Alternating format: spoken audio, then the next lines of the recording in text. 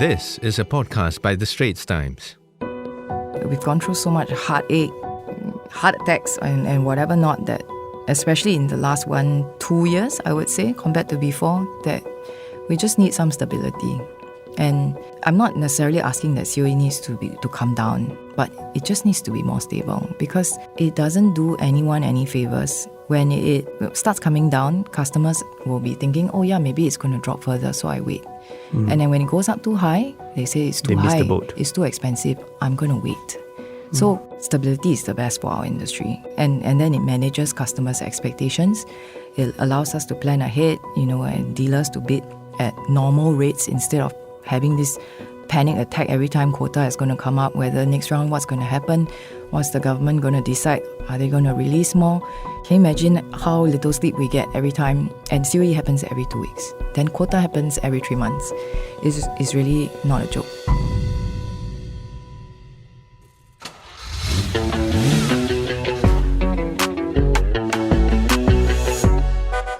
Welcome to COE Watch. My name is Lee Nian Tjoe and I report on transport news at the Straits Times. My guest, who's a motor trader, has been in the business for more than 20 years, from marketing to overseeing 2 very different brands among her many, many duties. She always answers my calls for comments, and she has never been shy to call a spade a spade. Maybe she's also a gardener? So her name is Ms Sabrina Sng, a managing director at Wearnes Automotive. Let's find out. Hello Sabrina, let me start by telling a little bit about your experience so far. I've been doing this for almost 20 years. Started out with Volvo doing marketing at SM Motors, which is now Wearnes today, and basically moved through the businesses in terms of roles, leading the team at Volvo. After that, I basically took a short break. I took a sabbatical and then came back 6 months later with this opportunity to start up the business for Polestar. Now I'm also running Lotus for Singapore and Thailand, as well as insurance for the group. Great. So this makes you a relevant person, at least, in terms of having a view on how COE development has been going on in the past couple of years. Since you've been in the business for 20 years, you've seen the highs, the lows, in terms of supply, in terms of premiums. So let's talk about COE in the year 2024. How do you see where we are now in terms of the supply of COE? Because so far, just a recap, we've seen that we've been told that the supply of COE is going to be higher in 24 than the previous year and will continue to increase. And to help us along with this increase, the government is actually taking COEs that will be expiring later on to use it now to kind of like push up this recovery in COE supply. What do you think are the impact on COE premiums for now in the immediate term, as well as a little bit further on?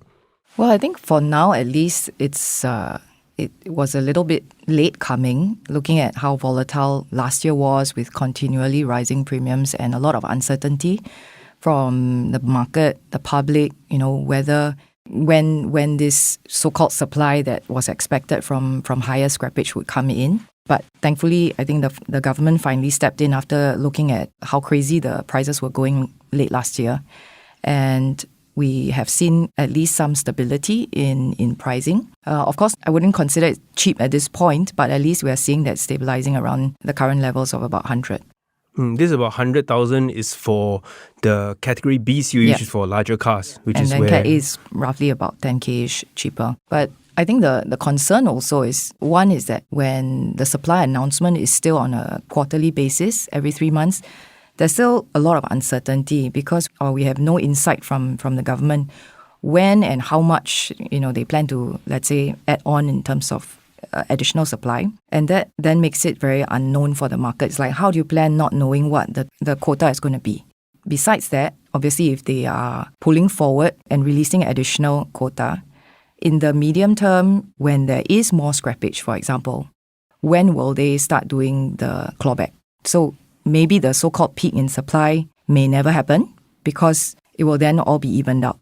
And the so-called, everyone's sort of hoping that when that happens, COE prices should drop. But supply is just one factor of the equation, right? The demand obviously is another thing. And if then the supply, there's a shortfall, then maybe the drop in prices may never happen. But here, I want to ask you, not that we're speaking in defense of the government here, but we talk about what we've been told with this intervention of bringing supply of COE into the current period is to stop this quarter-on-quarter volatility in terms of on the supply side.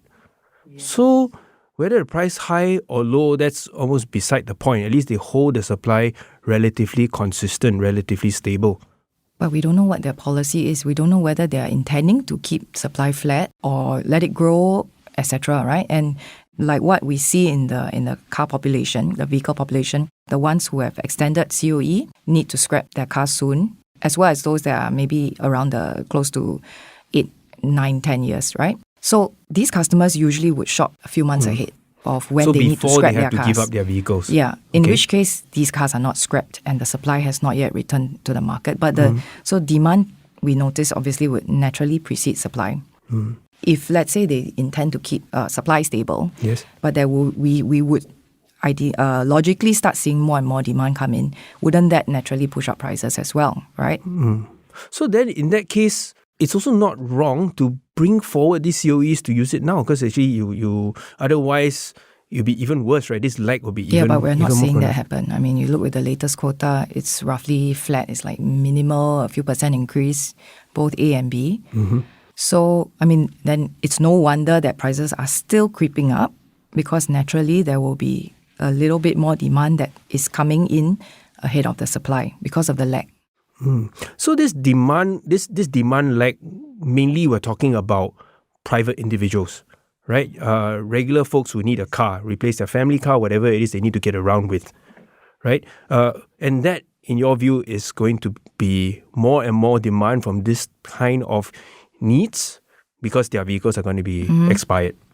Yes, logically. I think most people who currently have a car usually need one, given... Would like to continue having one. Yeah, correct. So typically, unless they decide to drop car ownership and move to public transport, which we see is seldom the case. I mean, it's a small proportion. Yes. Otherwise, all this demand would naturally still come back. So that already is one part of the demand story. Because another part that I always hear whenever after the COE results are out and everything is like, hey, there were these companies that were bidding and all that. So these are companies that are using vehicles whether to rent or to run businesses, right? I mean... Private hire and all. Yes, private hire, for example. Is that also, how would you see that part of demand? Because there's also talk that we should cut them out from the equation. It's been something we've been commenting about, lobbying for eons. I mean, it doesn't make sense. We as dealers are bidding on behalf of individuals, right, customers. So for example, previously a taxi, they used the PQP as a proxy, right, for determining what's the price they pay. It's a bit illogical that the PHVs are not on that same concept because they are bidding as fleet, right? Naturally, it skews the demand, and also because they are bidding likely not 1-2 pieces in bulk. So depending when they go in, which obviously we have no idea, no insight to, it could then skew the market and the prices. But do you then, as a car dealership, then say try to reach to get demand from these guys? Then if the private individuals are getting priced out, go for the corporate guys, go for the fleet owners, say, hey, use my cars instead. And that will be only valid for the mass entry buyers, entry dealers, I would say. Those in the mass brand. Yeah. Then. So still, if COE stays at a high level, right, oftentimes that's usually bad news, right? But if you're in a premium segment, does that actually give you a bit of an edge? Because anybody who can still buy a car will be able to afford the higher premiums anyway. You kind of price out and weed out the ones that are less able to pay. In some way, yes, because car prices are already so high, right? So the ones who are still buying are definitely not at the low income level. Or at least shopping in the mass market, right? Well, I mean, I wouldn't say so. You can still see mass cars being purchased, although whether it's logical, I mean, I think previously there was also a very wide gap between A and B, which we have now seen narrowed to like 10,000. So that then makes it more debatable whether to the customer whether they should be considering a premium or Cat B car, let's say. But that's their call, obviously. But I would say in general, definitely the premium segment is more cushioned when COE prices move up to this level because yes, there's still a segment that can still afford and would still continue to want to own cars. I think now I also want to ask, when it comes to premium, I mean category B COE being used for more powerful, larger cars typically, and also for more powerful electric vehicles, right? So electrification is something we've been told that, hey, this is the new way. You want to get people into electric cars, and for yourself, you're coming from Polestar, which is a fully electric brand. How does this align to Singapore's plans to get, well, if you still want to have a car, go electric? Do you think that this high COE actually helps with this adoption of electric cars? I think it's not so much of high COE influencing EV adoption. That has other considerations, as in most people look at things like infrastructure, charging availability, and whether they enjoy, let's say, the drive or the feel or the tech and all other options from an EV. I don't think that affects whether EV penetration, if you call it, will increase. But obviously, there are other things that will influence, like whether OEMs, are they changing their whole product lineup? You know, we're noticing, obviously, not that all of them are going 100% EV, but definitely dropping pure ICE from their lineup. So at least you have hybrid options and full EV as well. And that, I think, is more what will influence how we see the landscape change in terms of the so-called product mix going forward. Mm-hmm. But I mean, you're coming from a brand that has only electric, right? So where do you think, if you just, let's narrow it down and says only the pure BEV, the fully battery electric vehicles, how do you see the kind of adoption or eventual, what is the mix going to be like on our, let's just call it the easy one, in terms of car sales now, right? We've long passed the 10% mark of pure electric cars. Where do you think is a likely proportion we will reach in terms of annual sales or monthly sales for electric versus everything else, whether it's a hybrid or in some form engines? I think that's a bit hard to say because we can see that the government is adjusting early adoption incentives for EV already. But so one big factor that has influenced it, obviously, is the price to some extent, whether there's any clear incentives like what we see in other countries. But like what I mentioned earlier, infrastructure for sure is one. Whether people have easy access to charging. So I don't think it will ever become anywhere near 100% realistically, right? Okay. Because of the fact that not everyone will be able to have their own charger, for example, with HDB still being about 80% of all housing here. So it likely will still continue because we're still at very early stages of EV adoption. I mean, while you said it's gone past 10%, I think the other thing we need to look at also is it's not just what's the percent of sales now, because quota is still very small.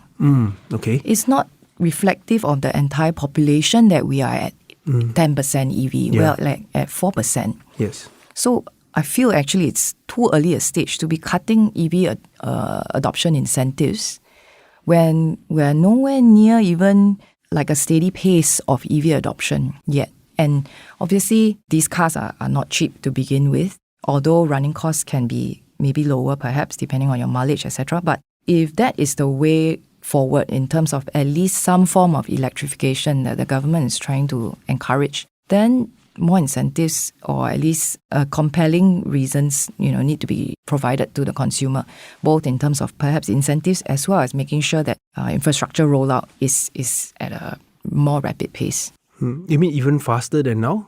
Is that your impression that it's not fast enough for the infrastructure side on the charging network? When I think they did make an announcement that they intend to have 40,000 chargers public and then about 20,000 private. Yeah. Now from, if I'm not wrong, we're maybe only less than maybe 10-ish. I don't know if that's even been fully installed yet. It's been commissioned, but we're nowhere near even like, I would say, the 1/3 mark. And that was by 2030, right? We're almost at 2025 already, but we're nowhere near even halfway, for example. So you want to gain consumer confidence that I will have no issues charging. I think that's one of the fundamentals that needs to be fixed, or at least a clearer plan on, so what is the numbers that we are planning to roll out in terms of charges in the next few years, not wait till 2030 and then, okay, finally we have that 40,000. Would you think that you might see that clarity or that signalling become a bit more obvious as more new cars are being registered as well? Kind of like go in tandem, because I would imagine from the people who are in the business of putting in chargers, now there are more cars sold, more electric cars on the road. I'm going to put more chargers out there. I'll speed up on my part as well. Yeah, I mean on the CPO side, the charge point operators, I would think for sure, and that's what we've been sharing with customers, that Just because you see 2 or 4 here and there, it doesn't mean that that's all they are planning to put. Naturally, they will put more as they see demand increase.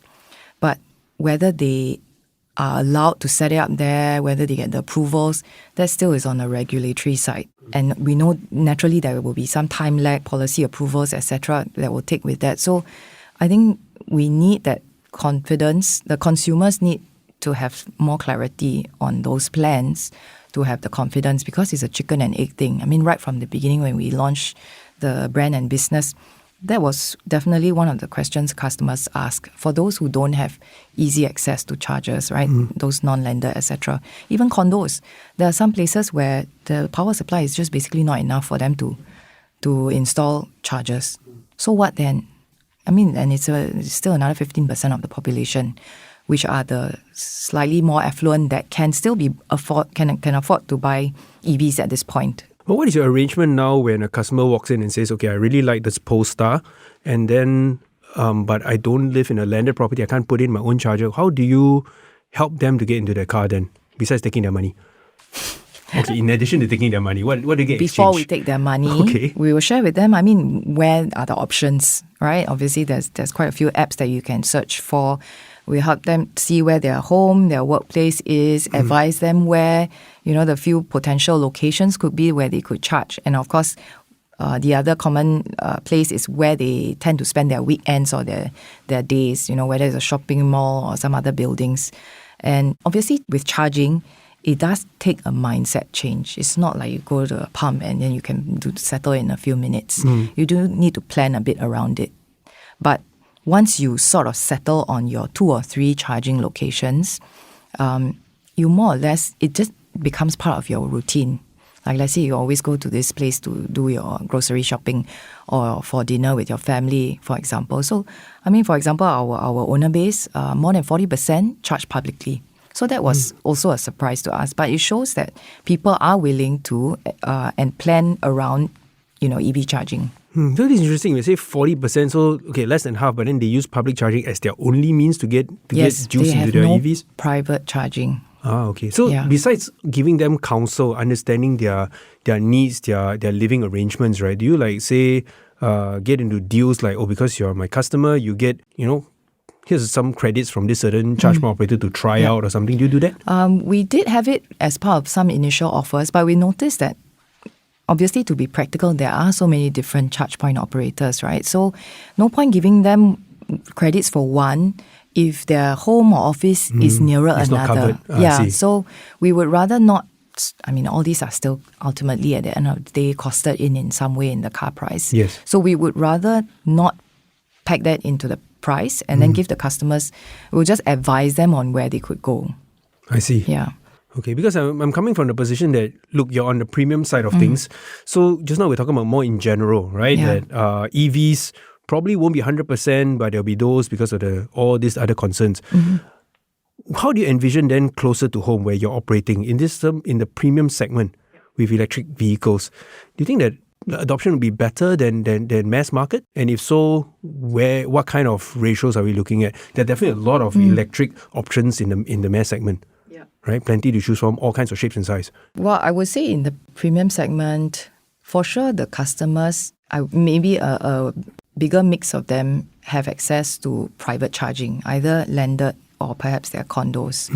So yes, that would naturally reduce the barrier to entry in terms of considering EVs as an option. But having said that, maybe I feel even the so-called mass offerings at the current COE levels, which are still really, really high, it's not really mass at this point. So I feel it's at least maybe a middle income segment that is buying these cars. Well, some will argue that all cars today, the kind of prices we are exposed to, it really is. It's totally different from before. It's not accessible to the masses. So in my then what I'm hearing from you is, in terms of adoption rate, we can all take it as one block, all EVs. For passenger cars at least. There's still, of course, a range of cars. And yes, more so now that we see a lot of entry Cat A models and brands coming in. It's just that the reality is, with EVs in general, if you look at the OMBs and things like that, the car costs are higher. So it's not reached a stage, especially without significant incentives, that they are cheaper than, let's say, ICE, fully the really entry vehicles. Okay, so on the entry ones, of course, there's all these concerns about. Just now you briefly touched about the incentives that are already on the side of electrification, or rather electric cars, because of the way if you have so much as a 1 gram of emissions, you don't get to benefit from the maximum benefit under the vehicle emission scheme, right? And then on top of that, you have your the early adoption scheme that is still, as you said, in your words, is still an early part of it, right? That's the although they have EEAI. reduced it already. Yeah, but this reduction, I think it's obvious from your perspective, more is better, right?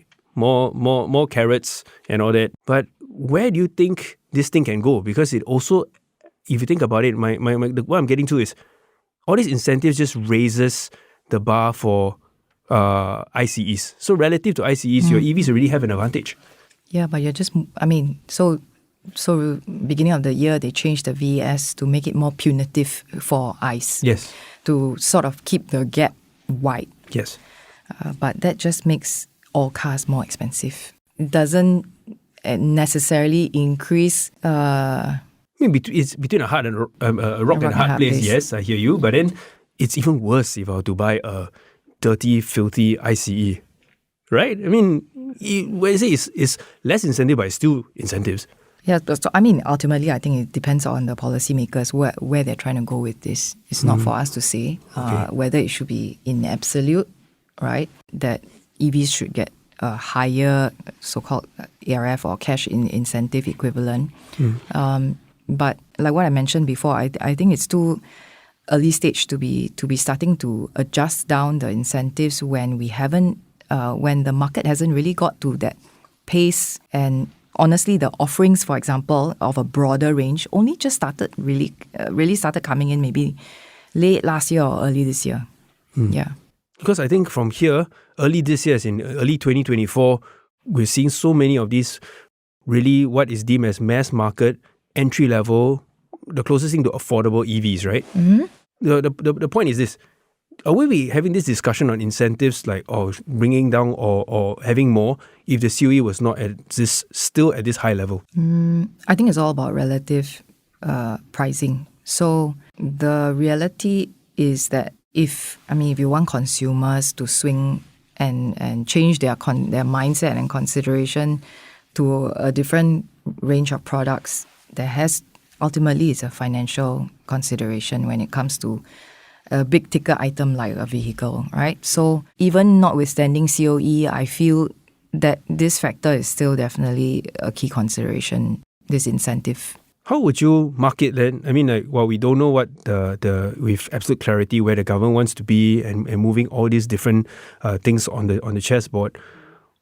What would then be deemed as enough time for incentives to be, reduced? Is it a matter of you hit a certain number of charges out there, for example? I'm just thinking, as you're saying, since that seems to be a point of consideration. Well, logically, if you were the minister, if I were a policymaker, yes, I would look at percentage of car park.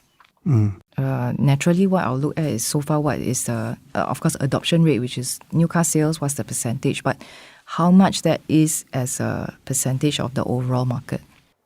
So saying that if you could or you wish will be, say, a certain percentage when you hit a certain threshold and then you start to reduce the rebates accordingly? Yeah, because you need to reach a certain critical mass. Yeah, critical mass, that's the word.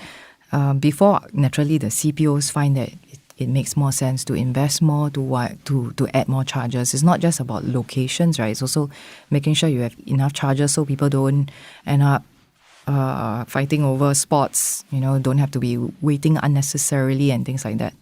I hear you. So now, this is a loaded question. What is your take? Do we really need electric vehicles?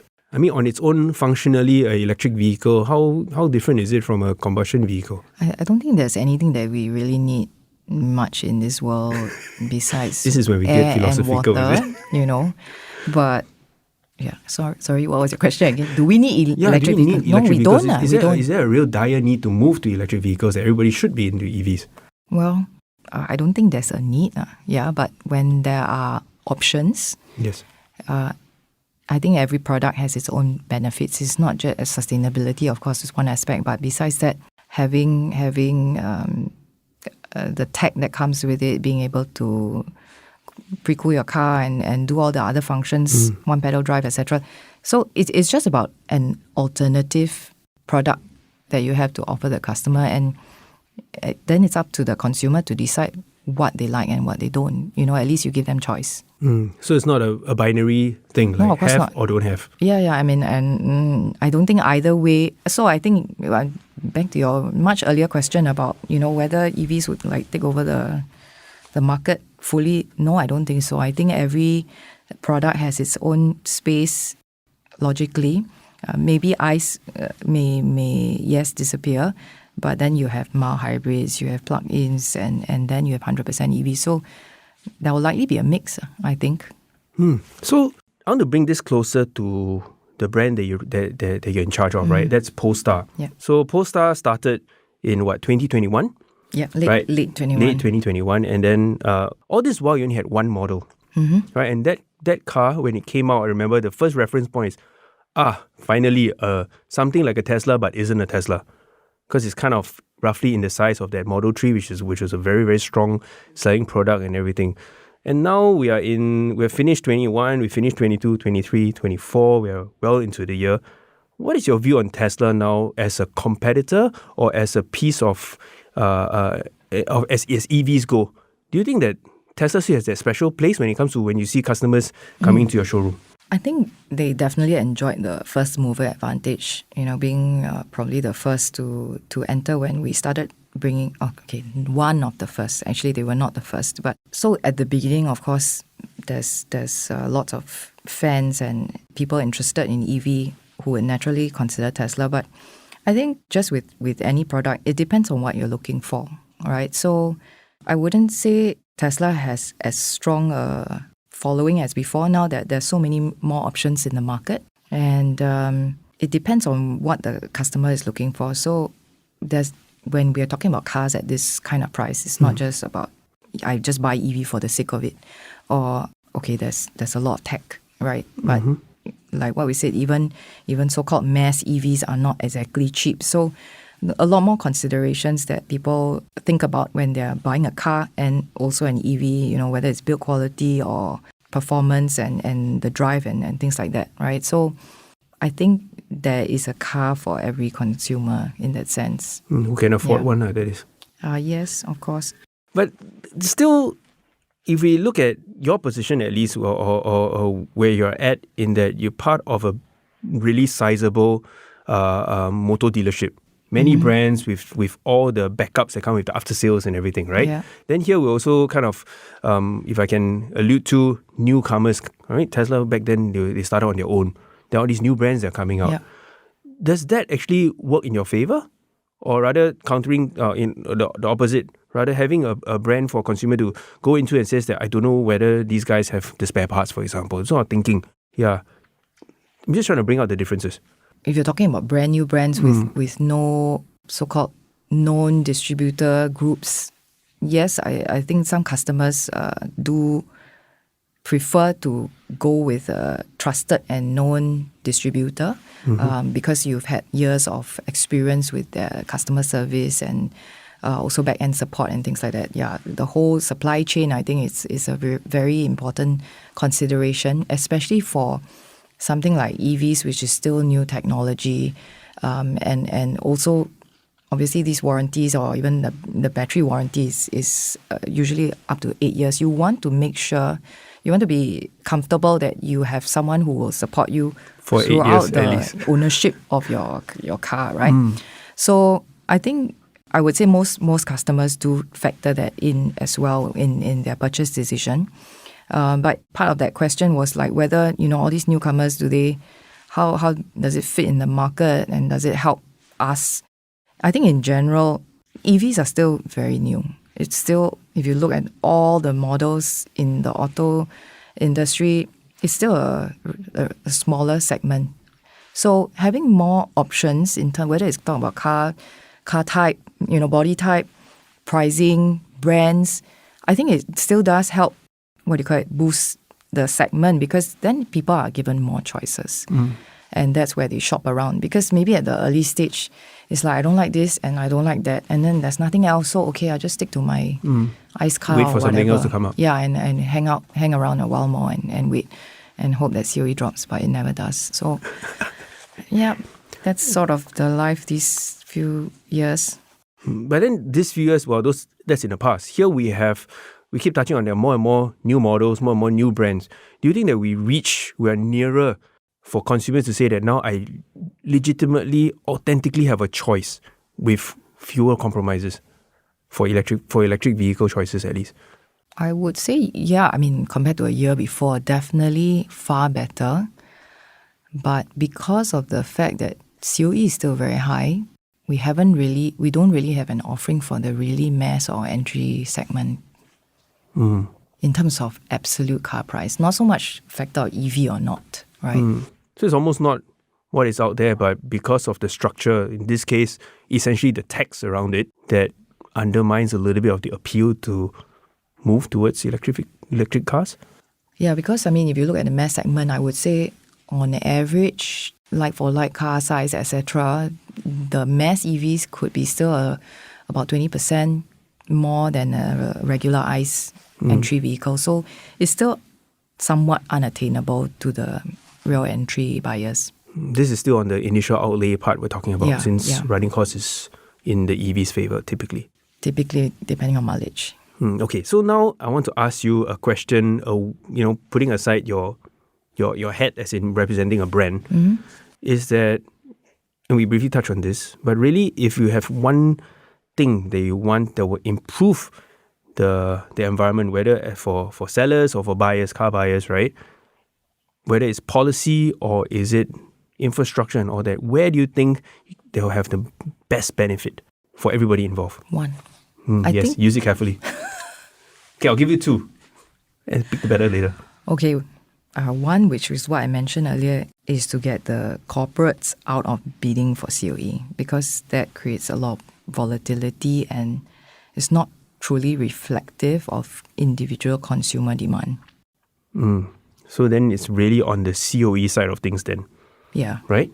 So if that goes out... COE is our main bugbear for all those in the auto. I think we've gone through so much heartache, heart attacks and whatever not that, especially in the last 1-2 years, I would say, compared to before, that we just need some stability. And it's not. I'm not necessarily asking that COE needs to come down, but it just needs to be more stable because it doesn't do anyone any favors. When it starts coming down, customers will be thinking, oh yeah, maybe it's going to drop further, so I wait. And then when it goes up too high, they say it's too high, it's too expensive, I'm going to wait. So stability is the best for our industry. And then it manages customers' expectations. It allows us to plan ahead, and dealers to bid at normal rates instead of having this panic attack every time quota is going to come up, whether next round what's going to happen, what's the government going to decide, are they going to release more? Can you imagine how little sleep we get every time? And COE happens every 2 weeks. Then quota happens every 3 months. It's really not a joke. Sorry, I'm still laughing about it because it's quite funny. Yeah, I think I've aged significantly. This is over 20 years, like I was saying. That when your experience that these 2 years have been this tumultuous up and down. Just look at the way, the volatility and, when we crossed, I think the historical record high, I think it was last year. Yes, we definitely did. Yeah, we thought, oh my goodness, multiple okay, times. It's about there already and then it should settle down and by that 100 level. And then it just kept going up, not even by a few K each time. It's really heart attack levels. I mean, and we were all commenting like, when is it going to stop? When is the government going to step in? And they say that we shouldn't intervene. It's public market, whatever, supply and demand. And then suddenly they decide to intervene. And everyone's stuck with 158K open cats. This 158 is, that's a beautiful number from... I will always remember it. I think was it October? No idea. I'm trying to erase it from my memory. But it was in October. So these cars at $158,000 COEs would be actually qualified for sale by now, thereabouts. You can open cat, so you can sell them anytime. But who's going to buy one, right? Yeah, that's a really poignant, painful way to end this podcast. But thank you so much for your time, Sabrina. No problem. Well, that's a wrap for COE Watch, a podcast by the Straits Times. I'm your host, Lee Nian Tjoe. If you resonate with the points raised, do share this podcast episode with your friends and family. If you would like to read more of my transport articles, there is a link in the podcast show notes. Thanks for listening. Send your feedback to podcast@sph.com.sg. Find us on Apple Podcasts, Spotify, or within our Straits Times app. Thanks for listening.